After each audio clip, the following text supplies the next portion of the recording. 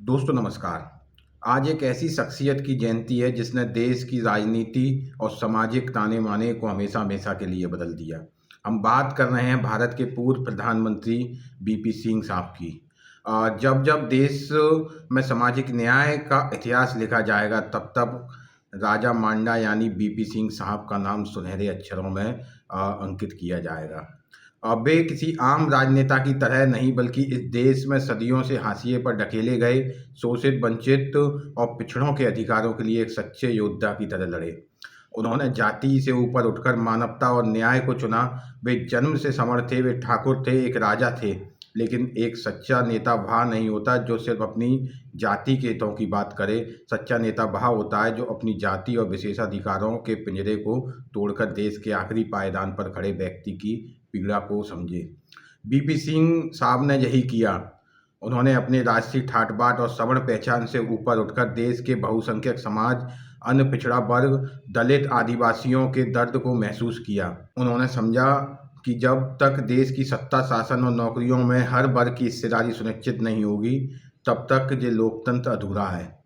उन्होंने मंडल कमीशन लागू करने का ऐतिहासिक साहस का परिचय दिया। साल 1990 में जब उन्होंने मंडल कमीशन की सिफारिश को लागू करने का ऐतिहासिक फैसला किया, तो वह केवल एक सरकारी आदेश नहीं था, वह सदियों से बंद पड़े अफसरों के दरवाजों को पिछड़ों के लिए खोलने की एक महान क्रांति थी। उन्होंने पिछड़ों को 27% आरक्षण देकर ये साबित किया कि योग्यता किसी वर्ग विशेष की बापौती नहीं है।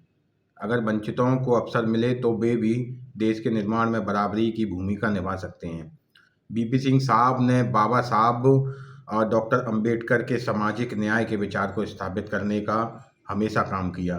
बीपी सिंह का सामाजिक न्याय के प्रति समर्पण सिर्फ मंडल कमीशन तक सीमित नहीं था। वे आधुनिक भारत के निर्माता और संविधान के शिल्पी बाबा साहब डॉक्टर भीमराव अंबेडकर के विचारों, उनके संघर्षों के प्रति बहुत श्रद्धा रखते थे। ये देश की बहुत बड़ी विडंबना थी कि आज़ादी के दशकों बाद भी तत्कालीन सरकारों ने बाबा साहब को वह राष्ट्रीय सम्मान नहीं दिया जिसके वे हकदार थे। लेकिन ये बीपी सिंह की सरकार ही थी जिसने साल 1990 में बाबा साहब डॉक्टर भीमराव अंबेडकर को देश के सर्वोच्च नागरिक सम्मान भारत रत्न से नवाजा। इतना ही नहीं, उन्होंने बाबा साहब के चित्र पोर्ट्रेट को भारतीय संसद के सेंट्रल हॉल में लगवाकर उन्हें वह ऐतिहासिक स्थान दिलाया जिससे उन्हें जानबूझकर दूर रखा गया था। बीपी सिंह मानते थे कि बाबा साहब का रास्ता ही इस देश को वास्तविक समानता और बंधुत्व की ओर ले जा सकता है। उन्होंने बाबा साहब के सपनों के भारत को साकार करने के लिए अपने प्रधानमंत्री पद की शक्ति का इस्तेमाल किया। बीपी सिंह साहब को खुद की जाति ने भुला दिया, लेकिन वंचितों ने अपने दिल में उनके कार्यों के कारण अपने दिल में बसा लिया। एक कड़वा सच ये भी है कि इस देश ने बीपी सिंह साथ के साथ न्याय नहीं किया। जो स्थान, जो सम्मान, जो कीर्ति उन्हें इस देश से में मिलनी चाहिए थी, वह उन्हें कभी नहीं मिली। वे जाति से ठाकुर थे, लेकिन उन्होंने कभी अपनी जाति की संकीर्ण राजनीति नहीं की। उन्होंने पूरे देश के लिए सामाजिक न्याय की बात की। सवाल ये है कि इसका नतीजा क्या हुआ? इसका नतीजा ये हुआ कि उनकी खुद की जाति ने, उनके अपने सवर्ण समाज ने उन्हें भुला दिया। उन्हें अपनों से वह सम्मान नहीं मिला जिसके वे हकदार थे। लेकिन इतिहास गवाह है, जब शोषक वर्ग किसी जननायक को भुला देता है तो शोषित समाज उसे अपने सिर आँखों पर बिठा लेता है। आज भले ही मुख्य धारा के इतिहास से उनका नाम मिटाने की कोशिश की जा रही हो, लेकिन आज भी इस देश के एक-एक दलित, पिछड़े और आदिवासी के घरों में बीपी सिंह की तस्वीर सम्मान से लगी हुई है। इस देश के करोड़ों शोषितों ने, वंचितों ने बीपी सिंह को अपनी जाति का नहीं बल्कि अपने हकों का नेता माना, अपना मसीहा माना।